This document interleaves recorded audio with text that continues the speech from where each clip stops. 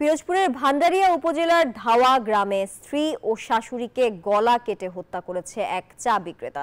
সোমবার রাত 11টার দিকে উপজেলার ধাওয়া গ্রামে নির্মম এই হত্যাকাণ্ডের ঘটনা ঘটে। ঘটনার পর অভিযুক্ত ওবায়দুল হক বাদল খান পলাতক রয়েছে। তবে কি কারণে হত্যাকাণ্ডের ঘটনা ঘটেছে এই বিষয়ে কিছুই বলতে পারেনি নিহতের স্বজন কিংবা স্থানীয়রা।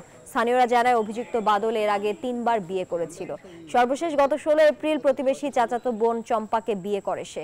এরপর থেকেই সে স্ত্রী চম্পা, শাশুড়ি এবং প্রথম স্ত্রীর ছেলে ইয়াসিনকে নিয়ে একটি ফাঁকা বাড়িতে বাস করত। বান্ডেল থাকলে প্রতি সেনমানিতে টাকা বাঁচবে। বিকাশ সেনমানি বান্ডেল কিনে জিতুন প্রতি লেনদেনে।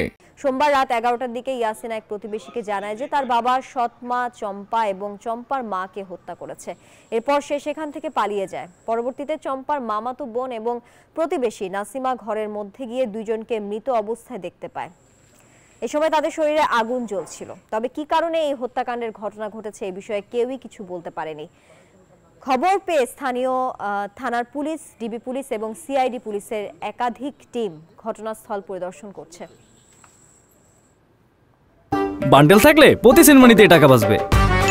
বিকাশ সেনমানি বান্ডেল কিনে জিতুন প্রতি লেনদেনে।